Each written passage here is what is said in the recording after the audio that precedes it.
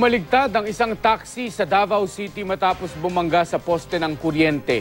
Sa kabila ng matinding pinsalang inabot ng sasakyan, nakaligtas ang driver at pasahero nito. Makibalita tayo kay Sheila Vergara Rubio ng GMA Davao. Nagkayupi-yupi ang harapan at nagkahiwa-hiwalay ang mga bahagi ng taksing ito matapos madisgrasya sa barangay Bagoa Playa, Davao City kaninang madaling araw. Bumangga ang taxi sa isang poste ng kuryente bago bumaligtad. Ayon sa ilang nakakita, galing sa Turin area ang taxi at papunta na sana sa downtown nang madisgrasya ito.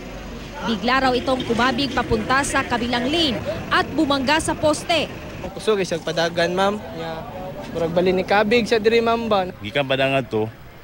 So napoy ang istorya atong bata na dali pasahero lagi daw mo nagilog. Pero asok na di pa nato ma-prove. Nilapatan ng paunang lunas ng responding medical team ang taxi driver na kinilalang si Arthur Binugsudan. Natagpuan naman ang sugatang pasahero na si Ryan Bantayan ilang metro ang layo mula sa pinangyarihan ng aksidente.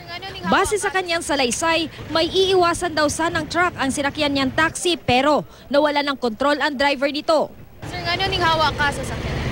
Wala ko nahawa kay nakukuan lang ko niya. Na-pressure ko sa bleeding ba? Na-pressure ko ba?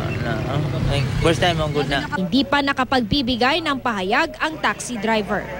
Sheila Vergara Rubio, Nagbabalita, Pilipinas.